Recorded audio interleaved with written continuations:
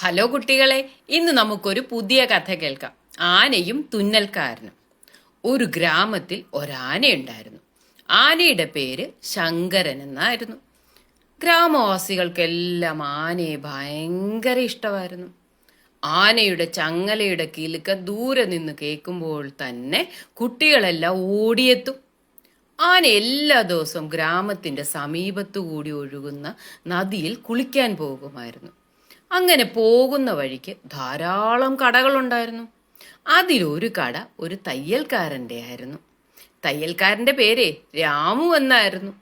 രാമുവിന് മൃഗങ്ങളെ ഭയങ്കര ഇഷ്ടമായിരുന്നു. അതിനാൽ ശങ്കരന് എന്നും രാമുവിൻ്റെ കടയുടെ മുമ്പിലെത്തുമ്പോൾ രാമു ഒരു പഴം കൊടുക്കുമായിരുന്നു.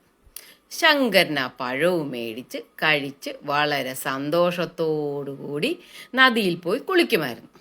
ഒരു ദിവസം രാമുവിന് അത്യാവശ്യമായി പട്ടണം വരെ പോകേണ്ടി വന്നു.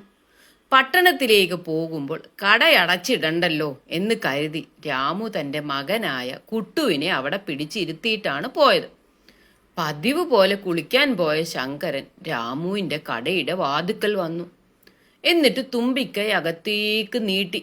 പക്ഷെ കുസൃതിക്കാരനായ കുട്ടു എന്ത് ചെയ്തെന്നറിയാവോ? നല്ല ഒരു സൂചി എടുത്തിട്ട് ആനയുടെ തുമ്പിക്കൈയിൽ ഒറ്റ കുത്തു വെച്ചു കൊടുത്തു. ആനയ്ക്ക് നന്നായി വേദനിച്ചു. ആന അതിശക്തമായിട്ട് ചിഹ്നം വിളിച്ചു, വാ! എന്നിട്ട് നേരെ നദിയിലേക്ക് കുളിക്കാൻ പോയി. കുളിച്ചിട്ട് തിരിച്ചു വരുന്ന വഴിക്ക് തൻ്റെ തുമ്പിക്കൈയിൽ ശേഖരിച്ചു വെച്ചിരുന്ന ചെളിവെള്ളം തയ്യൽക്കാരൻ രാമുവിൻ്റെ കടയുടെ മുമ്പിൽ നിന്നുകൊണ്ട് നേരെ കുട്ടുവിൻ്റെ തലയിലേക്ക് ഒഴിച്ചു.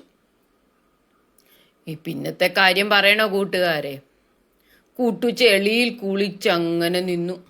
രാമു പട്ടണത്തിൽ നിന്ന് തിരിച്ചു വന്നപ്പോൾ വിവരങ്ങളെല്ലാം അറിഞ്ഞു. രാമു നന്നായിട്ട് കുട്ടുവിനെ വഴക്ക് പറഞ്ഞു. നീ അങ്ങനെ ചെയ്യാവോ? ആ ആനയോട് എനിക്ക് എന്ത് സ്നേഹമായിരുന്നു, ഇനിയിപ്പം എന്ത് ചെയ്യും? എന്നിട്ട് പതുക്കെ ആനയുടെ അടുത്തേക്ക് ആരെ കൊണ്ടുപോയി? കുട്ടുവിനെ കൊണ്ടുപോയി. എന്നിട്ട് ആനയുടെ മുമ്പിൽ നിന്ന് കുട്ടുവിനോട് ക്ഷമ ചോദിക്കാൻ പറഞ്ഞു. കുട്ടു ആനയോട് ക്ഷമ ചോദിച്ചു. എന്നിട്ട് പറഞ്ഞു, ഞാൻ അറിയാതെ ചെയ്തതാ, ഇനി ഞാൻ അങ്ങനെ ചെയ്യത്തില്ല, നീ എന്നോട് കൂട്ടുകൂടുമോ? കുട്ടു പിന്നീട് ആരെയും ഉപദ്രവിച്ചില്ല. പക്ഷേ കുട്ടുവും ശങ്കരനാനയും തമ്മിൽ നല്ല കൂട്ടുകാരായി. ഇതിൽ നിന്ന് നമ്മൾ എന്തു പഠിച്ചു കൂട്ടുകാരെ? ആവശ്യമില്ലാതെ നാം ആരെയും ഉപദ്രവിക്കരുത്.